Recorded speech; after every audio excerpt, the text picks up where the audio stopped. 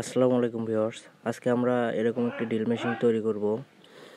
তো এই ড্রিল মেশিনটি দিয়ে কিন্তু আপনারা সহজেই ছোটোখাটো যে কাজগুলো আছে করতে পারবেন, যেমন কাঠ ফুটা করা, পিভিসি পাইপ ফুটা করা, এগুলো কিন্তু ছিদ্র করতে পারবেন এটা দিয়ে। তো চলুন ভিডিওটি শুরু করা যাক। তো এটি তৈরি করার জন্য দেখতে পাচ্ছেন এরকম একটি ড্রিল চক আমাদের প্রয়োজন, এটাকে ড্রিল চক বলে। এই ড্রিল চকগুলো আপনারা মার্কেটে খুব সহজেই কিনতে পেয়ে যাবেন আর কি। সাথে একটি চাবি দেওয়া থাকে, যে চাবিটা আপনারা দেখতে পাচ্ছেন, এটা দিয়ে আপনারা টাইট করতে পারবেন। কিন্তু সমস্যাটা হলো এই ড্রিল চকগুলো কিন্তু আসলে এই যে DC775 মোটর যে একটা নিয়েছি, এর সাথে কিন্তু ফিটিং খায় না।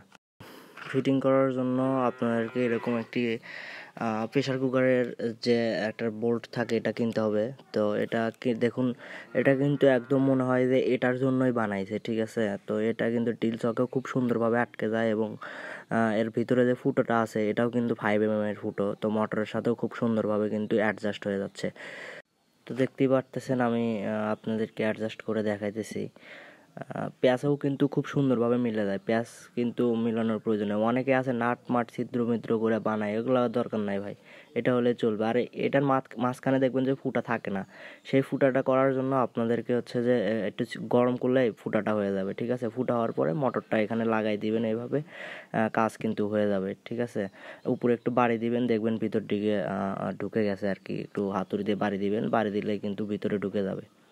কিন্তু এটা ঢুকাই নিয়েছি। তো দেখেন, ঢুকানোর পরে এটা কিন্তু অবশ্যই মিডল পয়েন্টে রাখতে হবে। আমার শ্যাপটা একটু যে এক সাইডে কাটা, তো তার কারণে পুরোপুরি হয়তো মিডল হয়নি। কিন্তু আপনারা যখন লাগাবেন, আপনারা যদি মোটর মার্কেট থেকে কেনেন, শ্যাপ যাতে যে গোল থাকে সেই সিস্টেম কিনবেন। আপনারা হয়তো দেখেছেন আমার প্রথমে যে শ্যাপটা একটু কাটা আছে, তো সমস্যা নাই, চাপ নাই, আমি ওটা পরবর্তীতে সিস্টেম করে নিব।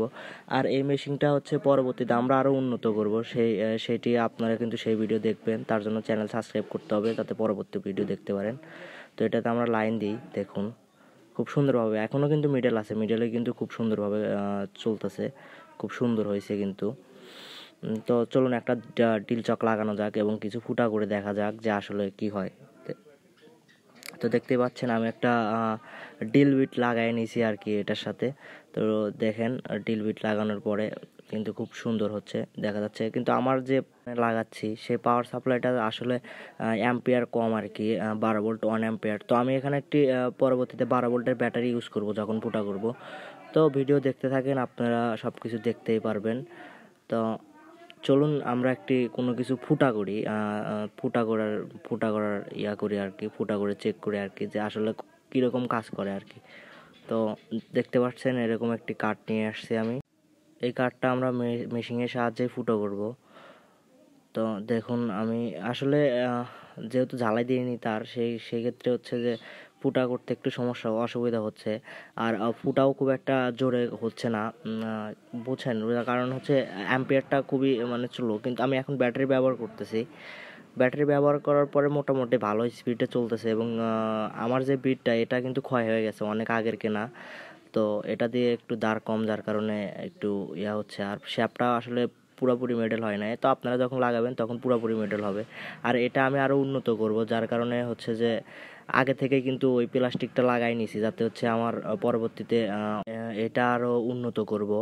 তখন যেন আরও সুন্দরভাবে বানানোর চেষ্টা করবো আর কি। তখন যেন আমাকে আর এই শ্যাপটা আবার বারবার খোলা না লাগে, যার কারণে আমি লাগাই নিছি। তো যদিও আমার খুলতে হবে, কারণ আমি মিডল পয়েন্টে লাগাইতে পারি নাই। তো যাই হোক, পরে ওইটা আমরা সিস্টেম করে লাগাবো। তো দেখুন, আমার ব্যাটারির চার্জও খুব একটা নাই, তো যার কারণে আরও একটু সমস্যা হইতেছে। তো সমস্যা নাই, যখন আপনারা যত ভালো মানের মোটর ব্যবহার করবেন। আর এই মোটরগুলো এমনিতে অনেক শক্তি পায়। তো আমার এটা সিঙ্গেল বিয়ারিংয়ের মোটর, আপনারা হয়তো আরও উন্নত মানের মোটর ব্যবহার করতে পারেন। ধন্যবাদ সবাইকে, এই ছিল আজকের ভিডিও। এবং পরবর্তীতে এটা আরও উন্নত করার ভিডিওটি দেখতে চাইলে চ্যানেলটি সাবস্ক্রাইব করে আমাদের পাশেই থাকুন। ধন্যবাদ সবাইকে।